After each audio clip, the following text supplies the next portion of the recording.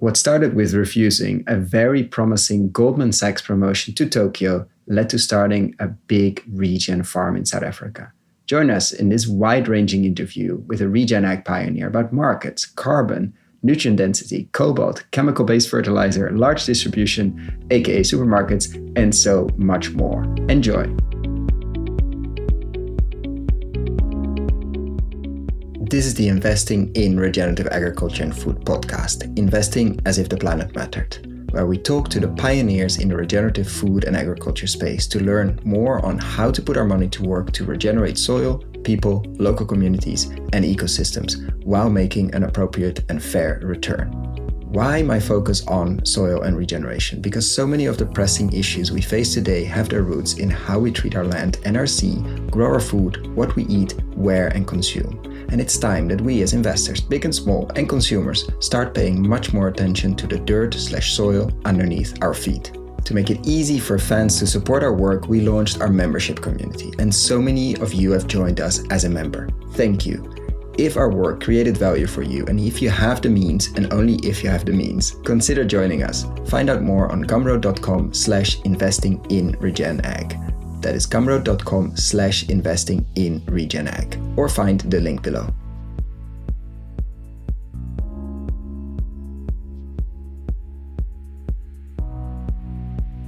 Very warm welcome to this interview today with an ex-Goldman Sachs bond derivatives trader, if I'm not mistaken, turned regen farmer. And there's so much to unpack here, and I wanted to jump right in. So welcome, Angus, to the show. I don't think it's the last time we've connected before. I thought it was way longer ago, but actually I checked my notes and it's less than a year. Yeah. So it feels, it's interesting. But we got connected through Quadia, through Joseph, right in the middle of the Corona pandemic. And then we finally managed to jump on a call beginning of 2022, and now we're recording. So I'm very happy to jump in with this. Yeah, you were about to ask me a question. So let's start with that. The first time.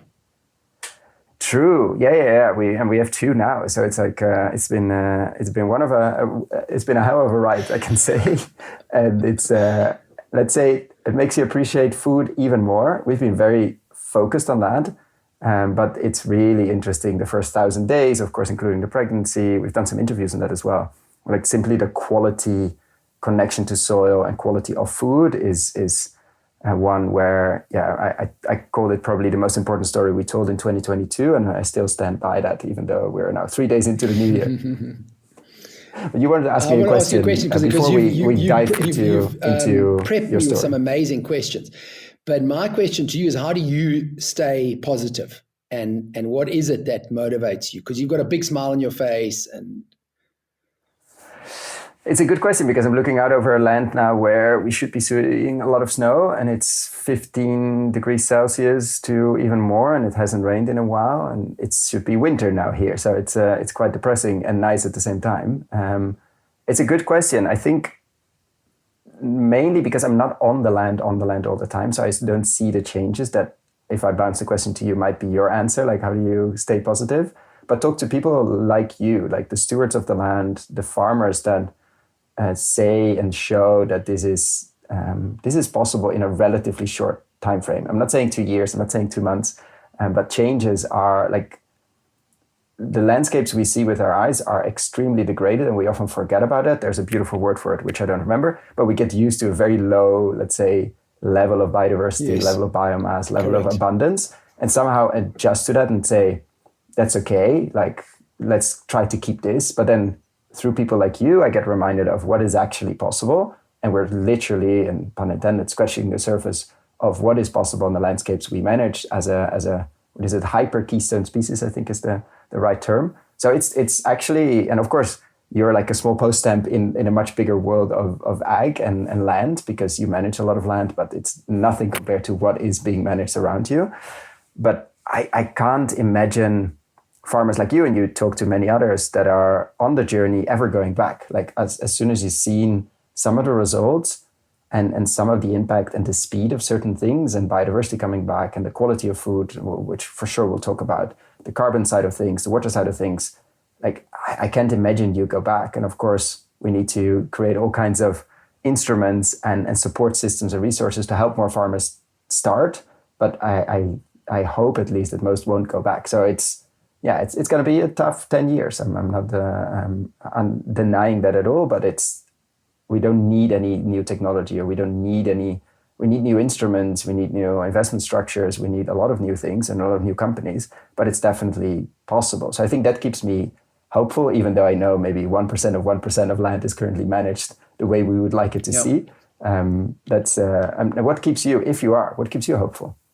So the most hopeful thing that I've experienced has been other regenerative farmers. People who are making an amazing impact on the land. All of them through introducing the use of animals. All of them through cover cropping. All of them through reducing the use of chemicals. Where I see the biggest challenge is the language. Look, I happen to believe, like Vandana Shiva, I don't know if you know who she is or you've met her. Vandana Shiva said this years and years ago, that human beings are committing species-wide suicide. And we are. Your children are a lot younger than mine, but it's very difficult being a parent and realizing that society, mainstream society, I'm talking about mainstream academics, mainstream media, mainstream government is hell-bent on exterminating the world's population. And that's just a fact. You can look at sperm counts, you can look at cancer rates, you can look at fertility counts. It's not disputable. It's not even a theory, it's a fact. It's not even a conspiracy theory, it's a fact. So I believe that there are going to be a lot of people in the next 10, 20 years who are going to die, a lot. And we just need to make sure that we're not in that group of people. And we are part of the solution, not part of the problem. And the regenerative movement, I believe, needs help in using the right language. People talk regenerative. What do they actually mean by regenerative? And how does one measure it? For me, the simplest way to measure it is carbon. It's also the one we can agree on the most, because once the carbon is fixed, then the water cycle falls into place. Another measure is biodiversity, but that's a very controversial one. What is the correct measure of biodiversity? How do we know? Can you say what that area that window that you're looking out of now, that's supposed to be snow covered? Do you know what that diversity was 400 years ago, 500 years ago, 600 years ago? I mean, the area where I live hasn't had, Europe has degraded quicker than Africa has. But I can't tell you what the biodiversity here was 200-300 years ago. I imagine it was like the Garden of Eden.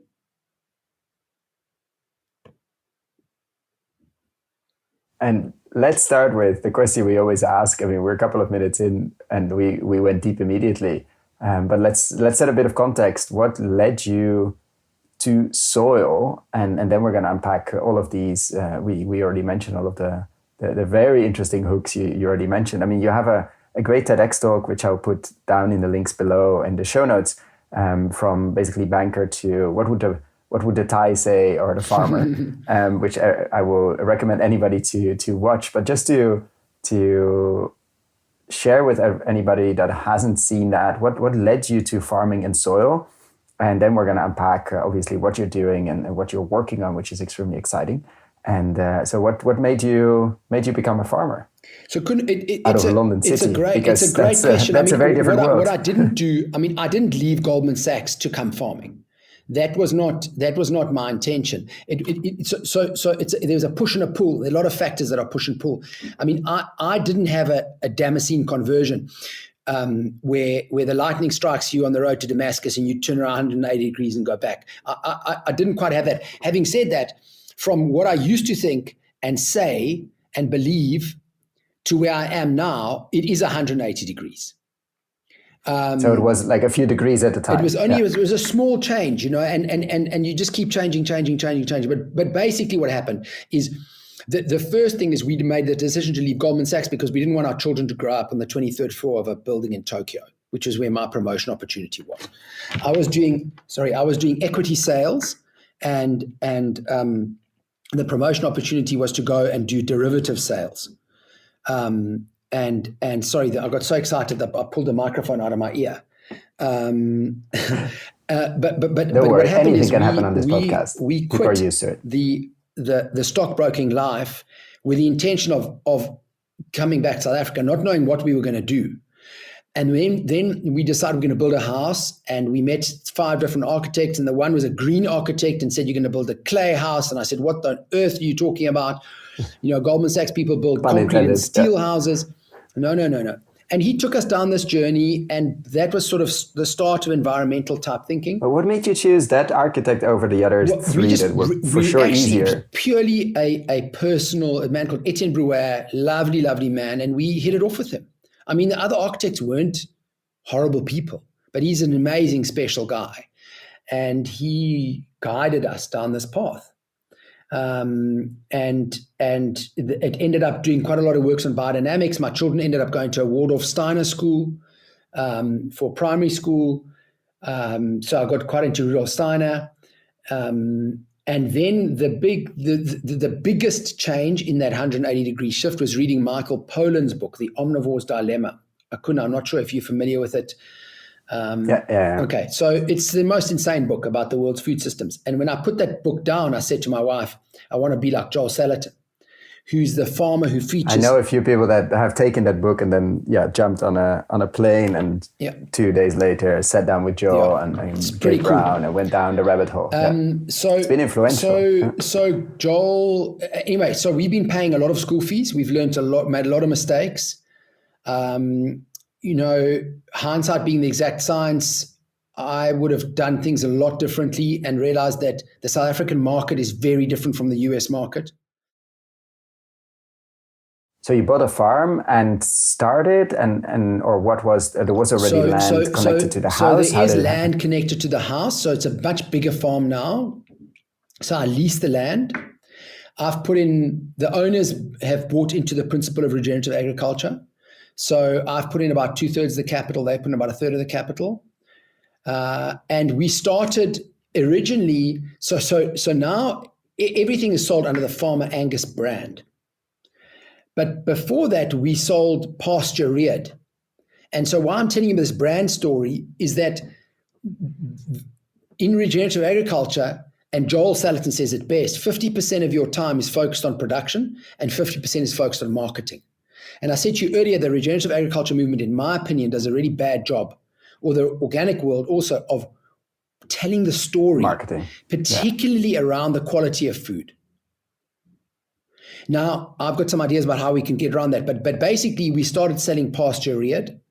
And then my wife said, no, there's other people who say pasture reared. You must make it around you. And I didn't want to do it around me because it's not about me. It's about the movement. Anyway, she persisted and she's right. And we've now refined the model even more. We've changed the logo. We now put my picture on the packaging. And all of that personalization has increased sales because people want to connect to another human being. There's a storytelling that they're interested in. And what do you say? I mean, there's so many things to unpack there, but what do you say? What's the size of the farm? Just to give an idea, you're in South Africa, obviously. Just to paint a bit of a picture on this audio podcast, let's paint it visually. Like, what do we see? What would we see if we look out of the window behind you? Right now, what are we? Right now, you see bright sunlight and 32 degrees Celsius.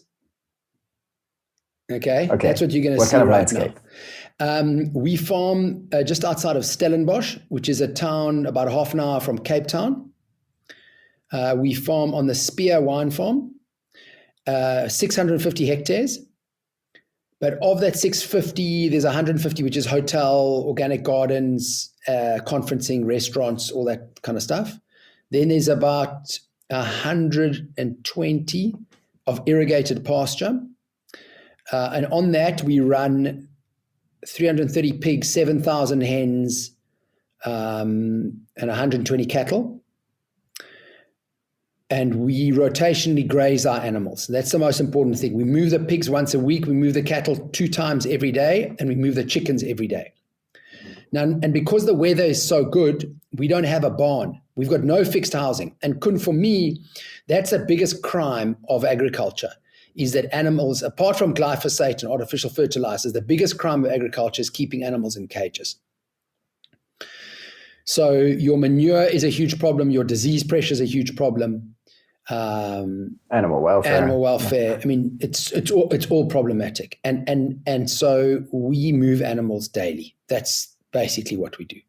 Then there's what we call a fynbos restoration area. So fynbos is the original biodiversity, I guess, of this area, and where we don't graze animals. We've planted thousands of bulbs and, just propagated those areas. And then there's vineyards. It's a wine farm. So I converted the vineyards to organic, and they've been 8 years organic certified now. Are you grazing the vineyards as well? We do once a year. And so when you said I would have done things very differently in hindsight, which is usually the case, but what would be the biggest change if you would step back? Biggest change, I'd have made the brand around me right at the beginning, and I'd have done just one thing, not all the different exercises. Okay. Yeah. And I would have, look, at the time, pre-COVID, 65% of our clients were restaurants and hotels. Now it's much less. We are forced to go to big national retail. But retail, I don't think were ready then for a regenerative story. They are now. But the restaurants after COVID, dude, you can't believe they don't care. I mean, I've been seeing restaurants. I've been visiting restaurants since 2009. Okay, beginning of 2009 with product. I don't know how many hundreds of chefs I've been to see. I reckon 95 out of 100 don't care. I'm talking about here. I don't know about Europe. Yeah. I'm just talking about here. They don't care about what's behind their food. They just want the cheapest egg they can find. And that changed with COVID, or that was always there? It's always there, but it's got even worse after COVID. It's probably gone from almost all of them have traded down in terms of their ingredients. And you're saying the big distribution change, they do care, or they see an opportunity? They see the opportunity. So my products are in 2 big national retailers, and they're very supportive and very interested, and they're starting to get it. I mean, obviously, I'm a tiny little supplier of theirs, but the fact that they, for example, the cured meat, which is charcuterie, we're the only people curing charcuterie without adding nitrates, and phosphates, and that's now something that they're interested in. Don't think they would have been interested because they see that there is a group of customers choosing that. Yeah, I think so. And then there's another retailer, which is a national retailer I don't supply. They have now launched a nitrite-free bacon. Very interesting. And is that a risk? Like, it needs to be that personal with your face on it, etc., for farmers that either don't want to go on the marketing bandwagon or are not good at it? Like, does everybody have to build that personal brand around their farm and their face on it? You don't have to build it, but if you are a commodity producer, you are a price taker. If you're a niche producer focused on your own brand, you're a price maker. Price taker or price maker? Which changes everything. Which do you want to be? Yeah. Okay. And how much space is there for all these personal farmer brands? I don't know. It couldn't. I mean, quite a bit. That depends on how interesting the brand is, what they focused on. In South Africa, I've always said to farmers to try and brand them around themselves or their children rather than the farm, because unlike Europe, the South African government is desperate to push through a thing called expropriation without compensation, which means that they take your land without paying you for it. Because basically, the only thing our government can do is steal. And so you need to be not tied to the land, and you can't because be tied to the you might land. Be farming somewhere else. Exactly. Yeah. And you mentioned carbon. Let's take a step back to that. Why is it such an interesting one? Because it feels like, at least here in Europe and in the US, extremely hyped as well. Soil carbon companies, platforms, marketplaces, you name it, sensors are popping up every 3 seconds or so. And it doesn't seem to be based on, or most of it, on very sturdy models or very sturdy research in Yeah. it, there's interest. And I don't think the hype will end this year. But what is your take, a bit from afar in that sense, and in the Southern African market on the soil carbon piece? Because you very specifically said that's the most exciting or most relevant piece now to focus on in terms of compensation. Kun, that's a great question. There is a huge amount of hot air and hype and money being promised and a very competitive environment. Very few people have actually given money to farmers. Very few. In South Africa, we only know of ourselves who've received money. And who paid you for it? We were paid by a bank. It's happened 3 years. We went through this registry called Credible Carbon. Very interesting registry. And was it significant for you, like per hectare? So the first 2 times was nice. The third time was over R500,000, and Credible Carbon stories half goes to the staff and half to me. My cattle herdman got 100,000 rand. He bought himself a house in Zimbabwe. So yes, there's a lot of bullshit with carbon, a lot of greenwashing, but money spent properly, carbon can actually be a transformative thing. Ask my guy, he's bought a house in Zimbabwe for himself. So it's a basic law of nature.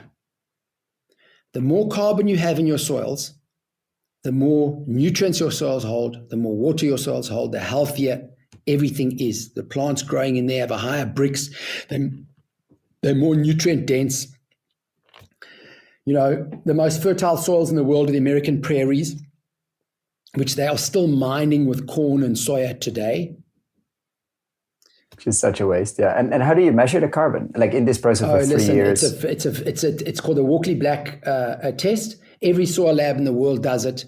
You weigh the soil, you burn the soil, and you weigh it again. But do you like how many samples and how deep, etc.? Like, so in our case, we go 300 millimeters below the ground. Mm-hmm. And the soil laboratory wants approximately 0.5 kilogram per block. So some of my blocks the biggest block is 16 hectares. The smallest block is 1.2 hectares. And you pick, and then you, of course, come back at exactly the same GPS located block. Yes, of course. Or located spots the year after, correct. or whatever time frame you choose. Correct. And now you mentioned, you got paid, and now you're working on getting our farmers correct. paid as well. And not just because farmers, not only farmers in South Africa. Moment. I'm talking to farmers in Kenya, in Zimbabwe, mostly South Africa. I'm trying to persuade a farm in America to do something with me. And why now? Or why do you decide? Because it seems like you're already busy enough with running the farm. Like, why taking on it's a great question. This nice extra side project? What happened is I've scaled back my beef business. I was doing beef nationally. And the primary reason why the beef business became marginally, or basically almost loss-making, was because of the electricity. So I don't know if you know what's happened in South Africa. We've gone from being the best electricity provider in the whole world in 2001 to not being able to keep the lights on for 6 hours a day. And the cost of those have just driven a lot of businesses under, almost our beef business. Then fuel has rocketed up. We've waited so long to get our money back. The margins are super, super small. And so I pulled my horns back on the beef business, and I'm doing the carbon business, which is just so exciting, traveling around the country, seeing farms. As I said to you earlier, I'm depressed about the future of humanity, but being able to mix with the regenerative farmers has really helped me mentally and spiritually and psychologically, and it's just positive stuff. Plus I think there's going to be a lot more money in it than in the beef market. I don't know if it'll go forever, but at least for the next 2 or 3 years, maybe 4 years. And here's the next thing about I have learned about the carbon market is that soil carbon is the gold standard. And I don't mean to use gold standard because they're a registry, but if you are increasing the carbon in your soils, it's the carbon credits that will earn the most money, not forestry or diverting waste. And there's a lot of income streams for carbon. or putting up solar panels, the most reliable one is increasing the carbon in the soil. And it then has the greatest benefit up for drought, for nutrition, for job creation, all of these things. And aren't you worried like on the science part not being completely like ironed out yet? Like there's a lot of discussion of a lot of this carbon increase on the top layer comes from a deeper layer, and which is good still because it's available for plants. Like how much of this is net coming out of the sky? Or are you saying, look, the next 4 years, there's cash on the table for farmers to transition, and how much exactly is going to be the end result net of everything is important, but we'll figure that out over time? No, I couldn't. Or listen, what are you? There is going to be a market, and the market is increasing. I'm not. That's not what I'm worried about. But the fact is, if you measure in the same way every time you measure, and the carbon's increased in your soil, the carbon's increased in your soil. But it depends how deep you go. Yeah, obviously. sure. I mean, that's what I'm saying. You must always measure to the same thing. Some farmers measure 300 millimeters, others 150. You need to measure on the same block to the same depth. And probably multiple depths, just have an idea of how I'll tell you what is happening. There's a very interesting company in the US called Cibo Technologies, CIBO. Aren't they Australian? Bruno Basso originally? is the brains behind that. Okay? So look them up, Kun. Bruno Basso is an incredible man. And their technology is using geospatial data, and they'll tell you exactly what's going on in the soil. And they are 97% correlated to ground truthing. That's where we're going to go. We're going to look at this thing from the sky and tell exactly what's going on. You know, AI has certain benefits, and this will be one of them. Speaks to former tech equity trader. Yeah. but I'm completely very worried about AI. But I think I'm super anti-technology, mostly, particularly on the effect that it's having on human beings. And you know, if there's the only thing you can do for your children is limit their screen time. It's the best thing you can do as a parent. Let me tell you. But at the same time, you would like them. But this is a whole different discussion to be able to. I mean, mine are way too small, but to be able to deal with it or to somehow navigate. Sure. Because it's not they're gonna not have screens. You can postpone that for as long as possible. They're never not going to have screens. But for example, if you put them in front of television is tell a vision. Someone else is telling you their vision, which is why you freeze. It's the best babysitter ever. Stick a kid in front of a TV. Yeah, no. You know, but I'm digressing here. We're going back to carbon in the soil. We're a carbon planet. Carbon is the scaffolding of life. The most stable place for carbon to be is in the soil. So if we can reward people for keeping carbon in the soil, all the better for it. And are you excited about things like biochar and enhanced rock weathering, like the rock dust movement and things like that? So I don't know about the enhanced rock weathering. What I do know, I know a little bit about biochar. I mean, I've built 2 biochar kilns and experimented making biochar. Which means you're a guru. So listen, there's no question that biochar could be incredible, but biochar is not just burning the material and putting it on the land, because then you're going to destroy things.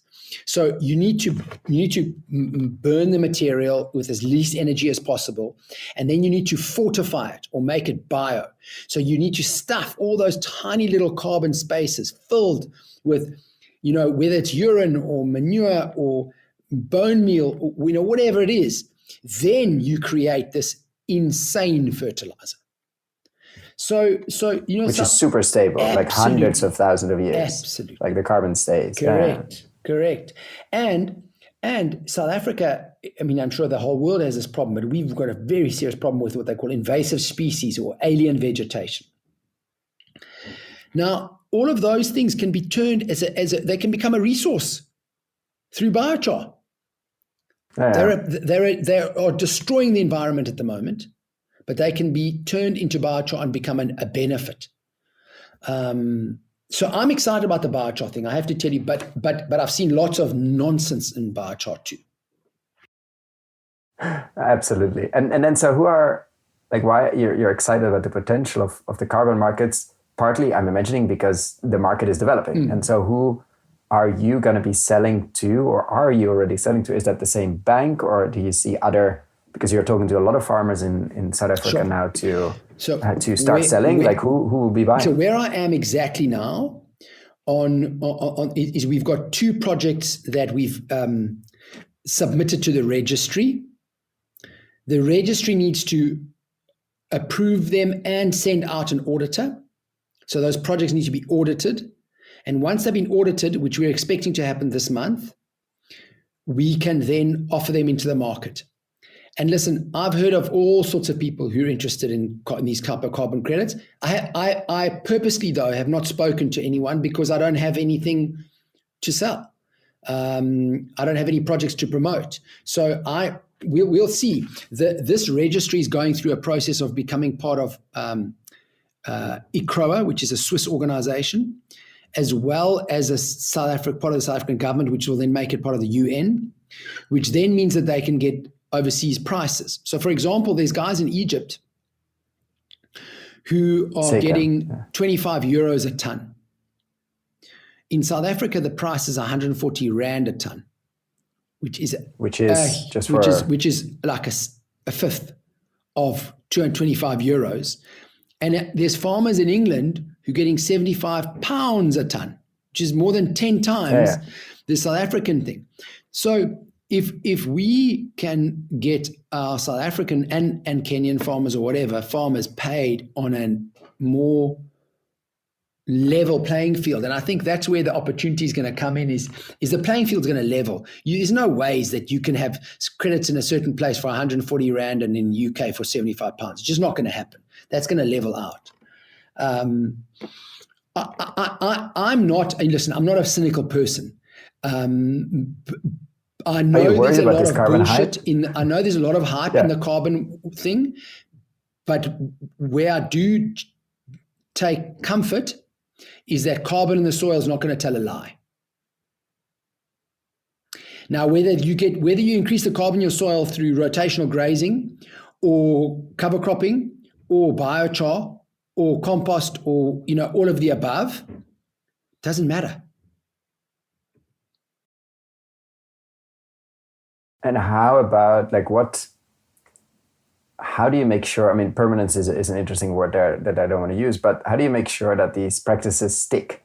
Is that you've seen that in the past? And also the second question, how do you make sure that the pioneers get paid as well, that have done a lot of work over the last 10 years to make sure that they get rewarded and not just say, okay, I've heard farmers say, let me get my carbon removal tool out of the shed, which is a plow, and then let's start again, so I can get the benefit of the increased carbon and not just the carbon I already stored over the last decades in some cases. How do you approach those two? So we take our guidance from this registry in Cape Town called Credible Carbon, and they have a very simple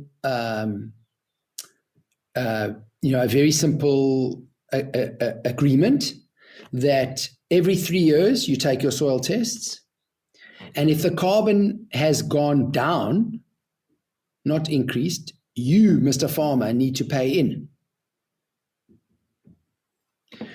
So that's the one thing. The second thing is they in answer to your permanence question, you just trust that landowner stays the landowner and doesn't change. But as you said earlier, I've not found one regenerative guy who started on the regenerative journey who's gone back.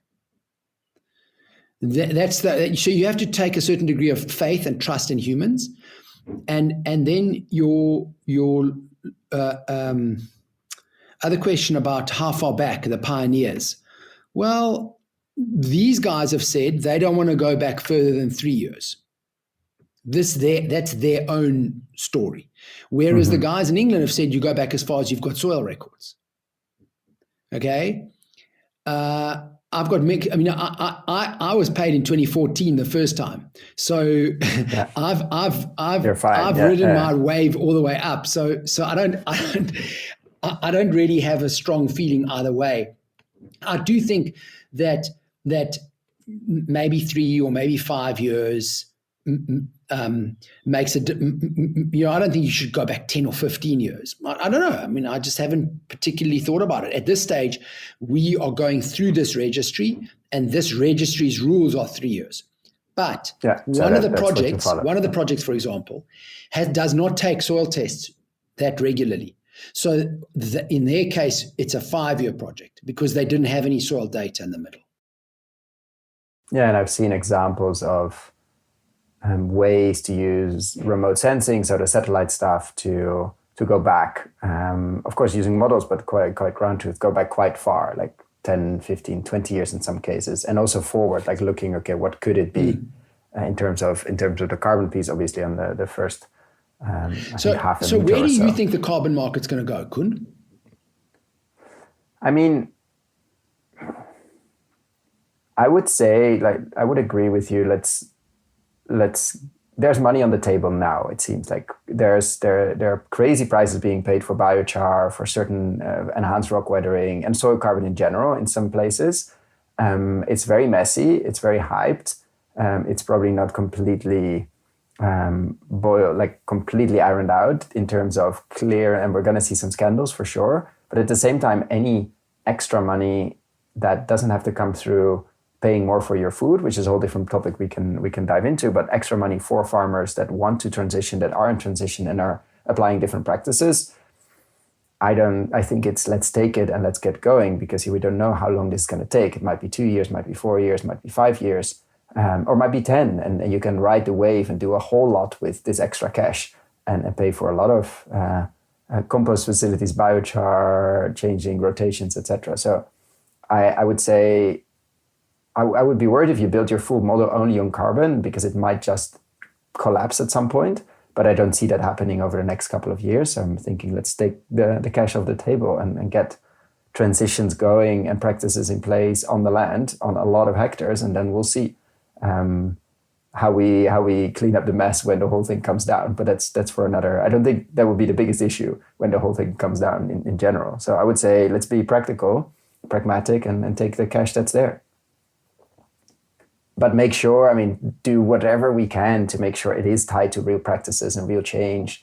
We had Rumi on the show that does sell carbon credits, which is mostly based on reducing a significant amount of chemical fertilizer and a bit about soil carbon. So they combine the two, which is very interesting. Full disclosure, we're probably investing a small amount into them in their current round. But combining that, when you say, Johannes is that the NPK fertilizer that they're reducing?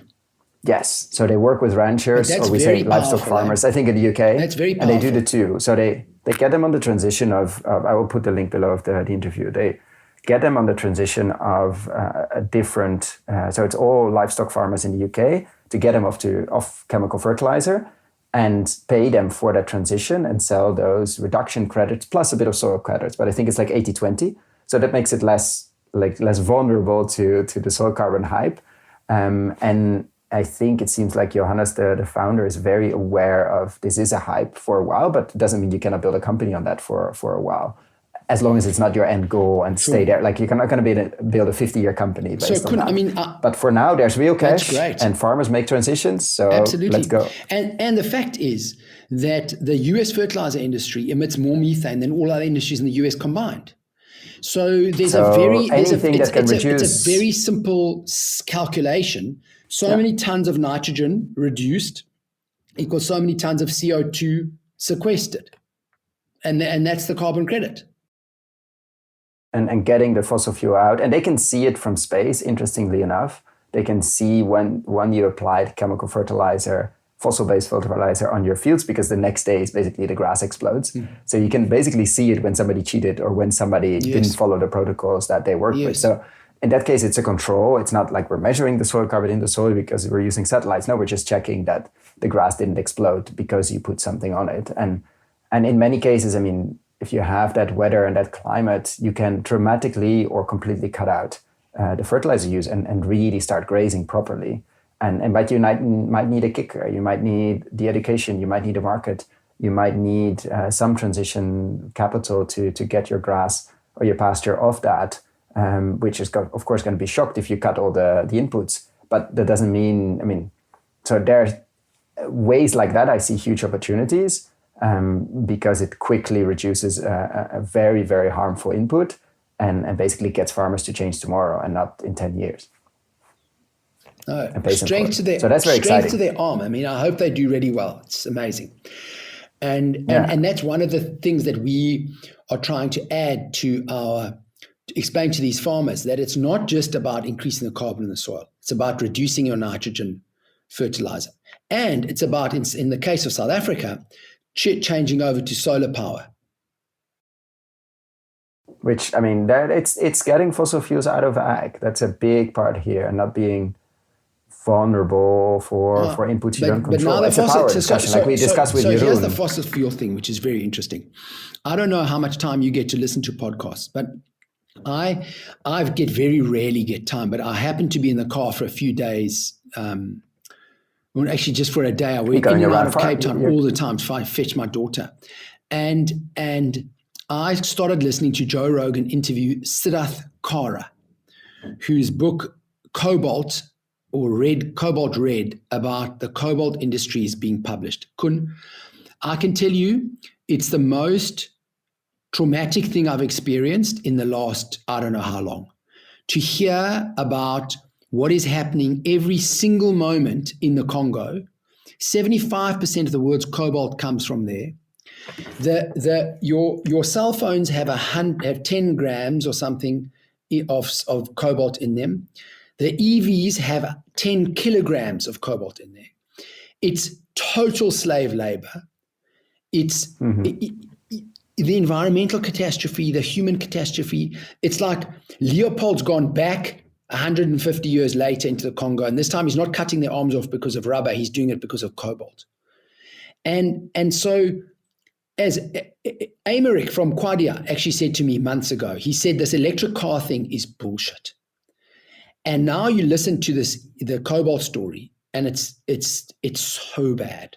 I'm not saying fossil fuels is the answer. The hydrogen economy, I believe, has got to be the answer, but it's definitely not EVs. You cannot. The human cost is way extreme. And this you should just listen to the first 20 minutes of Rogan talking to this guy. Siddharth Kara is his name. Number 1914 of Joe Rogan's podcast. It was last week, I think, or this week. I don't know. I think it's. I mean, I have a Fairphone here, which is not cobalt free, but traced at least without slaves involved. Okay, but now listen. So you must listen to that because this guy in his book and on his talk says the people who claim it's slave free cobalt are lying.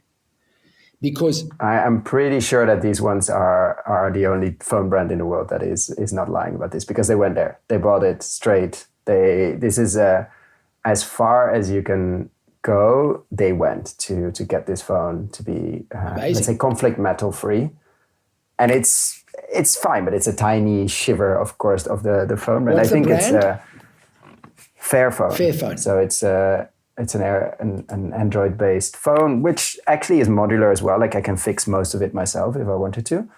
So you can open it up. It's yours to fix, and it should last. And it actually does. It should last quite a long time. But it's an enormous issue. At the same time, you see lithium, which is not a clean one as well, but no cobalt batteries coming up. Like this is not a non-fixable piece. Of course, the storage in batteries is an absolute mess. But at the same time, if you look what Nigeria went through, or many other places, or Canada in terms of fossil fuel, I still don't know what's worse. Like this is. I mean, how do we? So there's no place. There's no place how do for we coal. Store? Absolutely no place for coal. No. There's another. I'm going to email you this. There's a very interesting. Guys, they've developed. I've been listening to the Great Simplification. Their first plant. These guys' first plant was in Let me just find this quickly.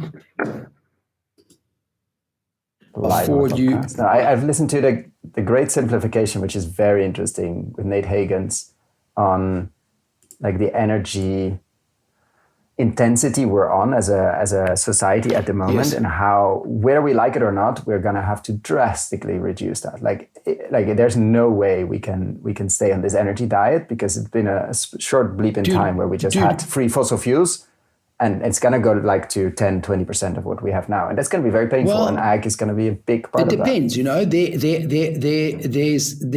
a school of thought that's like fossil fuels are actually pouring out of the ground, depending on where you find them. There's scientists who've shown that these things are reproducing. It's not crushed beds of. It's not the abiotic view, right? So that's one thing. The other thing is that this thing I've just emailed you. When you get an opportunity, have a look at what these guys have developed. They've done their first plant in Colorado, where they take whatever material it is, put it through what they call a mitochondria, and their oil comes out the other side. So the plastics are, 25% of the oil that comes out the ground becomes plastic. Why can't that be reverse engineered back to oil? Yeah. What is stopping hydrogen engines? I saw a friend of mine 2 weeks ago. He's buying trucks, hydrogen trucks. He's going to use in Namibia. And then of course, here's another question which no one's been able to answer for me. There have been in the world's oceans for probably 50 years, nuclear-powered submarines, nuclear-powered warships. Why can't that engine that's powering that nuclear submarine be put next to my farm and power my farm or my town? Why can't I do that? Why do I have to fucking mine coal or burn gas? Yeah, I think there are some people working on like this. I heard a podcast somewhere on floatable, putting these kind of smaller scale ones we've done for a long time on a barge, which fixes a lot of the issues around permitting and building a huge plant, etc. But actually bring them into metropoles where they are needed. There's a lot of interesting things, I think, around nuclear. We're going to see a lot of development there because we have to, but it's also it's so sensitive to so many people because we're scared of that kind of power probably, and potentially we should. But I think the energy, like how do we, coming back to the chemical fertilizer piece, like how do we get as much fossil fuel out of ag as soon as possible and use the big nuclear power plant up in the sky as much as possible is a massive underlying and like how do we still fertilize and how do we still animals, dude, do that? Animals, yeah. And so let me ask you a question that then we're going to get to some other questions, but what do you tell people? Because you must get that question all the time, either from chefs that no longer work with you, but used to, or others that, okay, what about this whole plant-based movement? What do you tell people that said, we just need to get rid of all the animals? I'm asking because we get a question a lot, and I'm always like, I totally understand. There's a complex answer to it, but what's your go-to answer? So I had a farm tour this morning, for example, and one of the couples that was on this tour was vegan, although she's now pregnant and is started to eat meat. The plant-based thing. So here's the story of the plant-based thing. I like to talk about the good, the bad, and the tragedy of the vegan movement. The good of the vegan movement is that they've shining a bright light onto caged animal agriculture. The first bad is that there are more animals in cages than when the vegan movement started. So they haven't done the job. The second bad is the ecological impact of veganism. And what was something you and I spoke about 2 minutes ago was methane emissions from fertilizer. So the fertilizer emissions in the vegan world without animals are way higher than they would be today. Okay? Then the third thing that's bad about the vegan movement is this concept I refer to as body count. How many beings does a vegan kill compared to what I kill? So if I kill a grass-fed beef cow, she has had calves, so she's given life. Her manure and her urine has fertilized the soils. Billions of bacteria and fungi are growing as a result of her because I've been rotationally grazed. I'm not talking about a cage system here. She feeds, I don't know how many people you can feed off one cow. Let's now look at a vegan staple like wheat or soya, you know. The animals, the first time they kill those animals is when they plow those soils up pre-planting. Remember, when you put a plow in the soil, Kun, you kill an underground city. There are more microorganisms in a handful of healthy soil than the human beings on Earth. An earthworm takes 18 months to build its network underground. That's all gone. Then they spray them with all the poisons. Then the plants grow.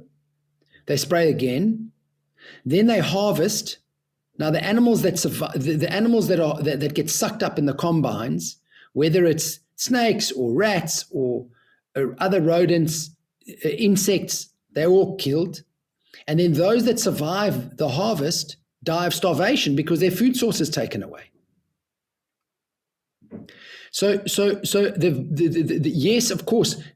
I mean, I do know actually quite a few friends who are pure carnivore. They only eat beef and they're in very good health. I'm not saying you should or you shouldn't do it, but I can see a diet that does very little harm.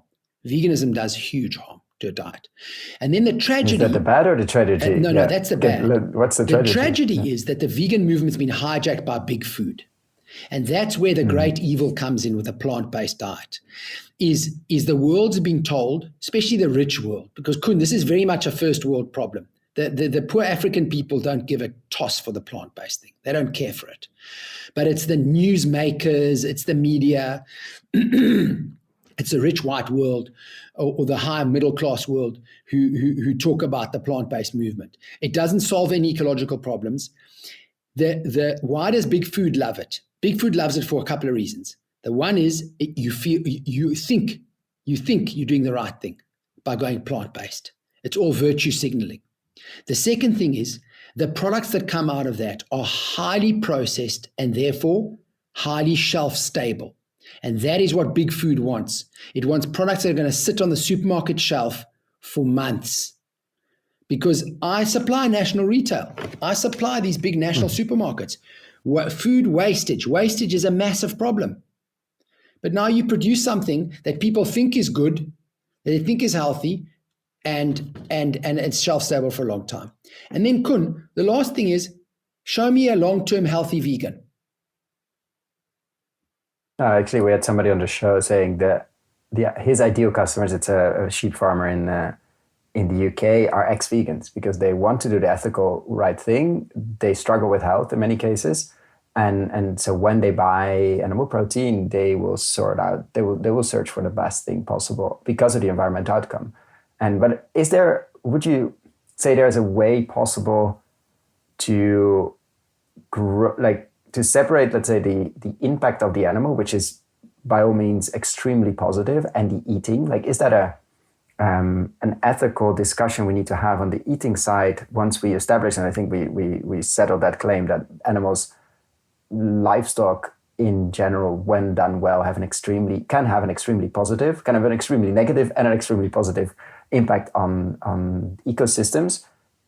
Is it then by definition we should also eat them, or if you do really well with your pulses, your lentils, your other proteins, etc., would that be fine to go? Or are you saying, look, it's healthier, it's actually more efficient, like you said, like in terms of killing, in terms of turning sunlight into food to then also eat them? Or is that something that just comes together and we shouldn't bother to ask those two separate questions? You ask the most fantastic questions. My own view is that if you have animals to regenerate, but you don't want to eat them, sure, you can do it.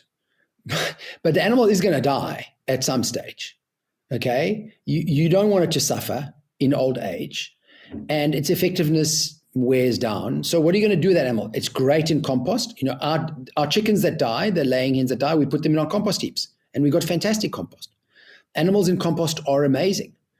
So you could compost all the animals and then put that manure out or compost out on the land. No problem. My own view is that we need animal protein in our diet, and animals can be a positive. And I've got no problem. Look, my own view is if you are not prepared to kill an animal, you must never eat meat. But I'm no problem killing animals, so I'm very happy eating the meat. And what was the reaction of the vegan couple that came on the tour? Well, she's not eating meat because she is pregnant, and her body told her she's got to crave deeper nutrition. But they are ethically, as you say, your sheep farmer in the UK. These are people who care deeply, and it's a wonderful thing. And it's tragic that well-meaning initiative has been hijacked by big corporates. And remember, big food is a beautiful thing for big corporates because it's highly processed, highly mechanized, huge control.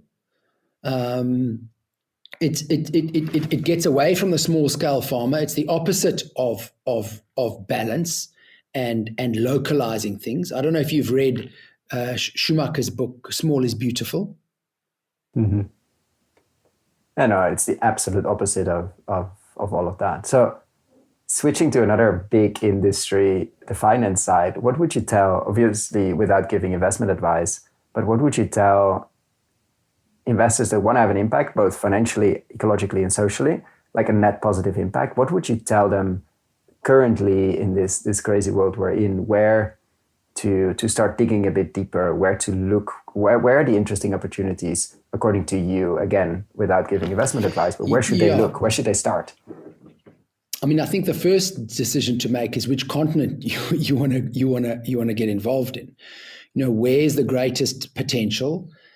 I mean, there's a case to be made that the greatest potential is in England, because English soils have been destroyed almost more than anybody else's soils, right? Then there's an argument to go, no, it must be Africa, because Africa is where the poorest people are, or it could be India. I mean, so the first thing is your appetite about where to go. The second thing, obviously, I think has got a lot with the regulatory stuff. And this is what, we were talking earlier about some Dutch friends of yours.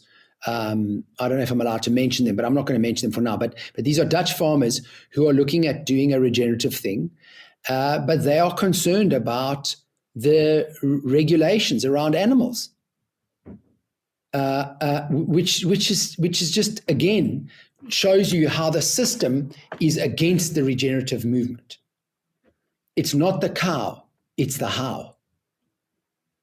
And so I think that's another thing to bear in mind is how easy is it to work with animals in that area. And I would be inclined to go to a country where there isn't the bureaucracy in the way. But then you might have a government that takes away your land. Well, you see, this is the thing. I mean, we talked about in South Africa, there's a risk of the government taking away your land. But if you're teaming up with local people, black people in this case, you much less likely the government's going to take the land. So I do think that as to be in agriculture, it would be good to get involved with a farm that is both exporting and producing for local. Okay. Because the export, are we okay on time? We're perfectly fine on time. Because I mean, are you okay? No, I'm fine. Because what the export thing does is provides a cushion for domestic swings. So, there's this incredible pecan nut farm, for example, that I'm starting to work with. These guys, the industry, fruits and nuts, the trend is to plant everything closer and closer and closer and closer together because you're going to increase the yield per hectare, right? This guy's gone. And you can run the machines over it. Exactly. He's gone exactly the opposite way. He's gone, fuck that. I'm going 12 meters by 12 meters. I'm planting these insane pastures in between. And his cattle are grazing there, rotational grazing. The result is he's going to make as much money off beef as he is off pecan nuts per hectare. And then I'm adding the third income stream for him, which is carbon. And I'm trying to persuade him to add a fourth income stream, which is the seeds of the cover crops. Which is a very interesting But this is how I'm answering your question about where to invest. I'd be investing in places where it's possible to do stacking like that. Mm-hmm. Multiple income streams on the same piece of land. It would be great if there was already an established brand, but it all depends on the impact that the investor wants to have. Now, let's say the investor wants to impact on the ground level. Then you've got to go and find a community that's already sort of community established and see how you can work with them. Then you go to India and you work with Manoj Kumar, who's planted something like 10 million trees, fruit and nut trees, into these valleys in India. I think that someone's saying it's only organic and biodynamic. 60% of the vegetables sold in Hyderabad come from their farms, small scale, smallholder farms. Manoj Kumar's model is unbelievable. But one of the things that Manoj does is he sells, I think it's the most expensive coffee in the world. It's called Araku coffee. And Manoj says rich people want to buy things packaged like iPhones. So I'm going to package my coffee like an iPhone. And he's right. I mean, and so what would you do if you would have had, I mean, you know this question's coming, but a $1 billion investment fund. So if you'd asked me about $1 billion a week ago, I'd give you a very different answer to what I'm going to give you now. The answer now is I'd spend $1 billion in the Congo, in Katanga, which is the province where the cobalt is. I would of the $1 billion, you can put aside $20 million to do a regenerative agriculture project there that will produce insane beef. You're going to have to invest in the electricity infrastructure for the cold rooms and all that kind of stuff. But you can earn a carbon income and a beef income from that area. And the rest I would put into buying up land, mining it with machines, refining the cobalt there, and actually producing the batteries there. Add all the value in the Congo for the people of the Congo. Because so it would actually Kun, it would be really interesting for you to listen to what this guy has to say on the cobalt thing. It's a horror that is almost beyond comprehension. And there's videos that he sneaks in of thousands and thousands of people digging with their hands with basic tools. People covered in filth. It's indescribable. And so that's what I would do today with $1 billion. And last week? Last week, I would split the billion three ways. I would spend, and it would be solely focused on regenerative agriculture projects, combining livestock with, I love the idea of the nut trees because I think the mega trend is towards healthier, nutrient-dense food. And I think nuts offer that protection. So I'd be doing that in Uruguay, in South Africa, and in England. And you'd be buying land, vertically integrating, you'd be leasing. What would you building brands and then partnering with farmers? Absolutely building brands, partnering with farmers, maybe buying a little bit of land.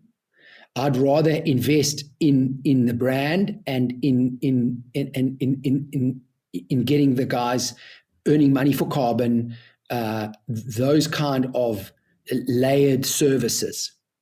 And the reason I would go to Uruguay, I've not been to Uruguay myself, but I've done a bit of research into Uruguay. The climate is very similar to here, which is a climate I know well. The population is highly educated. It's the most literate population in South America. Their tax laws, their laws seem to be very progressive.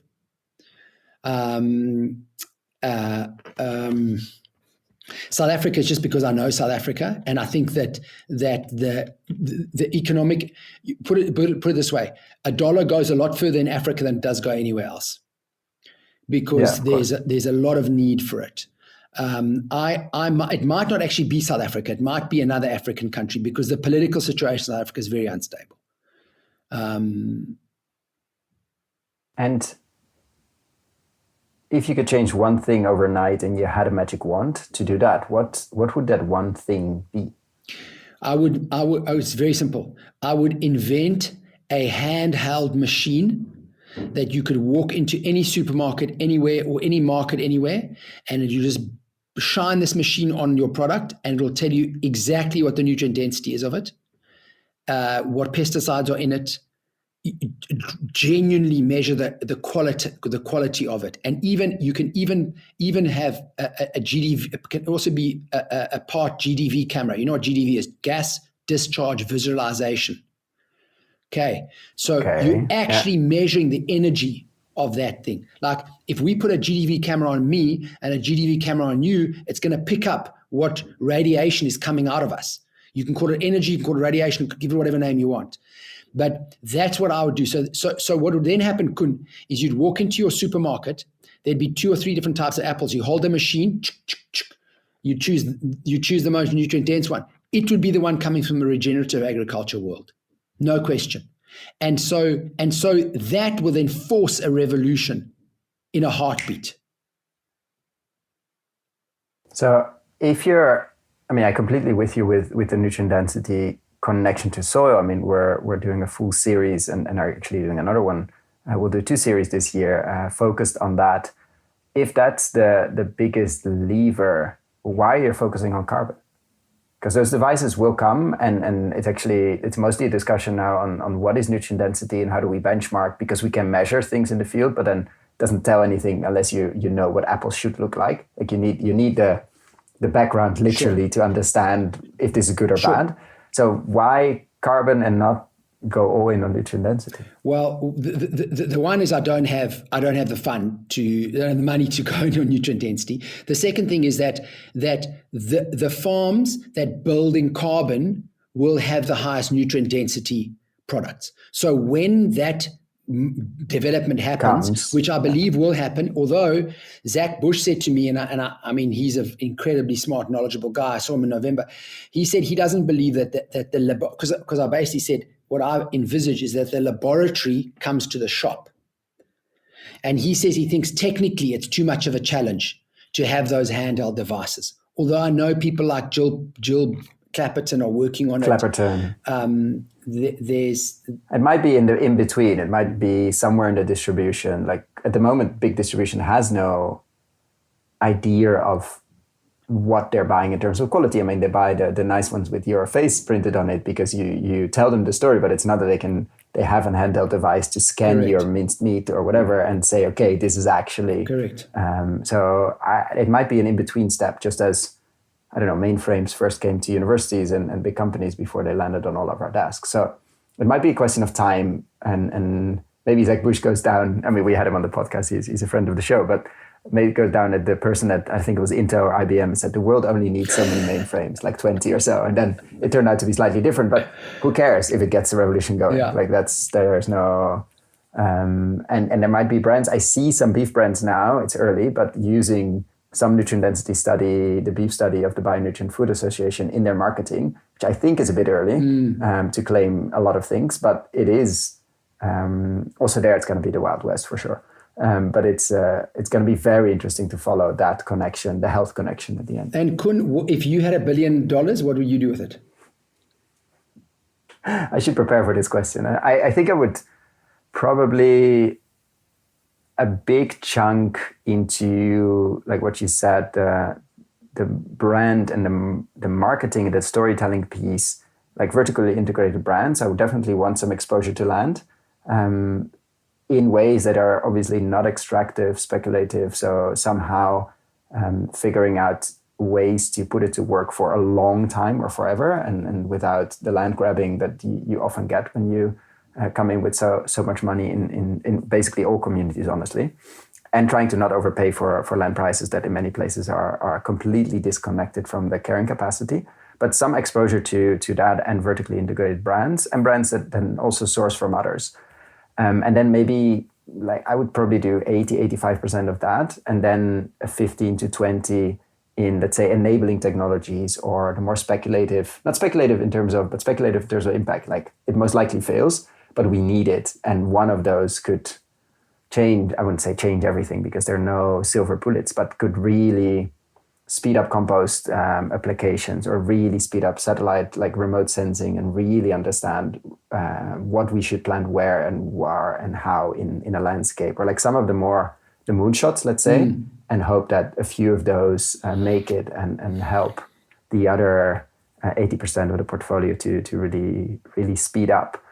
Or if I'd say, okay, we just run out of time so quickly, let's put everything in the moonshots and let's make it very speculative. I keep switching back and forth depending of if I'm in the optimist state or if I'm in, okay, we're really running out of soil and time and let's just go as speculative as possible. Speculative, again, in terms of impact, not in terms of financial results. It depends how much sleep your children have let you have. Yeah, no, quite a bit actually. So it's, but also depends where you are. So I would split it in that way probably. But it depends. Like I talk to like this conversation, I think, shit, we really have to push the carbon side. And it also shifts because we get to talk to so many people and all of it, many of it, I mean, we do have a framework, but many of it is very, very important. Like I wouldn't put it all in biochar, yes. Let's say. There's no silver bullet here because it's so context specific. Let's acknowledge that. We are making small investments personally, which is very interesting. And yeah, it's a mix to see how this can speed up. I think that's where we're at. Like the transition is happening. Everyday farmers are getting on the bandwagon, etc. But now it's the question of, okay, how we enable it to go faster. And that's through brands, it's through carbon, it's through tech. And so I would probably try to get exposure to all of that and speed it up. But you notice you didn't mention retail there. You don't. I'm of the view that retail has a massive role to play in this. The current retail, I don't know enough of it. I think we've been waiting for the supermarkets to get disrupted for a long time, and I don't know. I don't know enough about the margins, the space. I've seen new supermarket concepts fail constantly, but I also see some Thrive Market and some others seemingly successful, but farm dropped miserably fail.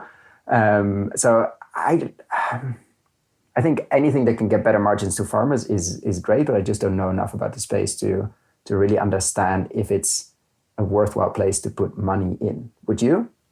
No, I would be. What I'm saying is I would encourage retail to get involved and see the benefits of supporting the regenerative agriculture community. Especially but also they benefit from this shelf, especially with the shelf-stable ones. They do benefit from the shelf-stable ones. So again, the fresh space is not so interesting. That's where we come to that handheld meter. The first retailer that supports a handheld meter, of course, that supplies it in the store. That you just need one or two in the store to just scan stuff. Exactly. Like you don't need everybody need it. It doesn't even has to be handheld. It could just be one of those that you scan the price. I'm excited by that idea. But if I was a retailer, it will expose so much shit. Would I take the risk on something like that? Because what's going to happen is, let's just say it's my salami. Okay, I'm just using mine as an example. I know that my salami, because it's pigs that have lived outdoors, the main pig food's glyphosate-free, no nitrates, phosphates, they're cured with vitamin D from the outdoor pigs. I mean, I just know that my product will be in another league to the other one. Do they want to take the risk of someone walking into the shop going, hey, man, you're selling something that gets, 87 out of 100 marks, and you're selling something that gets 57 out of 100 marks. Why are you selling shit? So that would, I know Whole Foods told Dan Kittredge of the Bionutrient Food Association, as they're still developing that meter, give us 2 years, tell us when it's gonna, because we need to get our suppliers, and that's probably the higher end one anyway. Yes. We need to get our suppliers up to speed, because this is going to show a lot of amazing products like yourself and like others, and a lot of not so amazing products on the other side. So it's going to be an enormous Pandora box we're going to open, it's bound to happen, because we're feeding ourselves shit. The way to play it, I can tell you now, at the heart, these retailers are so competitive. So once you have that handheld meter, it's a function of saying to him, listen, dude, you're going to have something which nobody else has. 1. 2, you say to your people who walk in the shop, we're on a journey, guys. We're on a journey. This is the start of the journey. But we're helping you. We're measuring nutrient density for you. And from 56, we'll go to 65 exactly. next year. And slowly but surely, but I promise you'll get a jump on the retailers, on the other guys, and they'll be like, oh my gosh. Yeah. And do you see those differences? Are you measuring yourself? What? Look, the only thing I've how ever are done. You, apart from the taste, of course, but how do you do? The only thing I've ever done, and one of my sons actually wants me to do it, and I'll do it next week probably.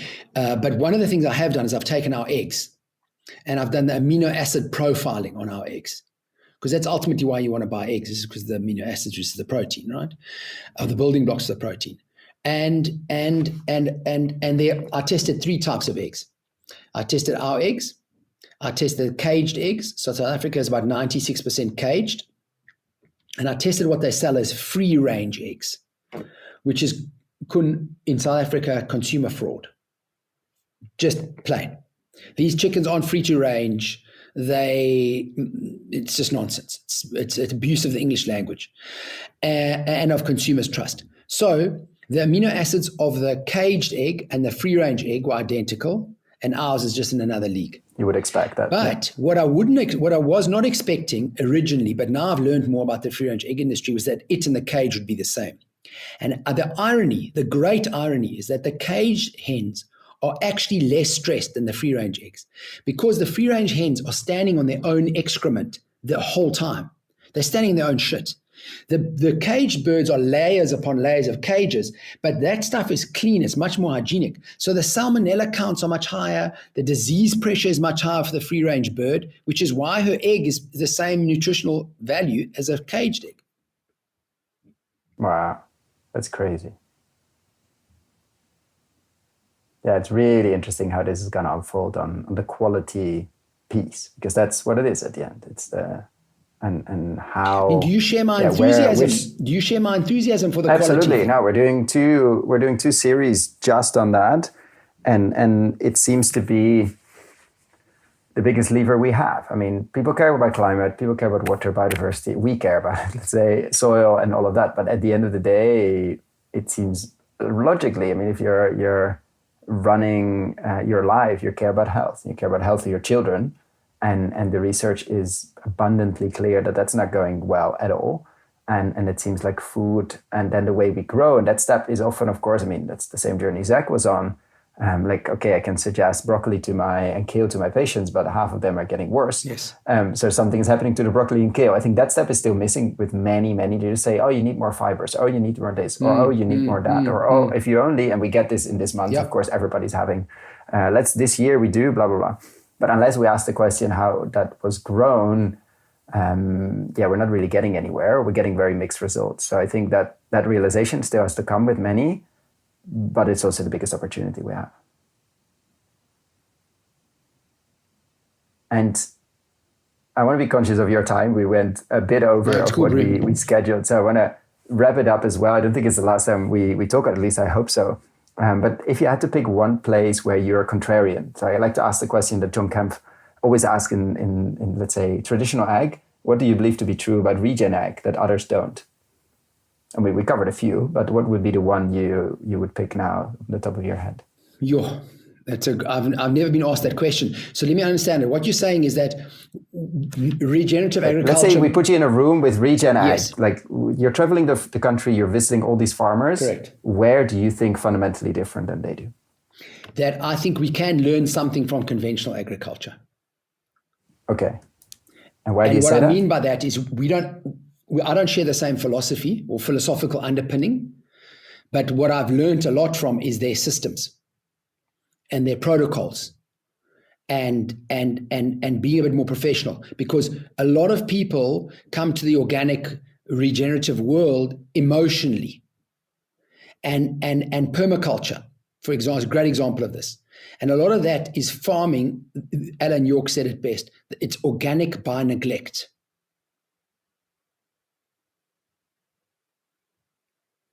I think it's a good place to leave it and to pick it up another time. I want to thank you so much, Angus, for your pleasure's time, been mine, for sharing. I love talking to you, dude. You've got such a great mind and asking great questions. And, hopefully we can talk again.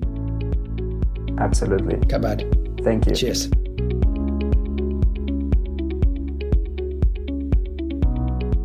Thank you so much for listening all the way to the end. For the show notes and links we discussed in this episode, check out our website, investinginregenerativeagriculture.com/posts. If you like this episode, why not share it with a friend or give us a rating on Apple Podcasts? That really helps. Thanks again, and see you next time.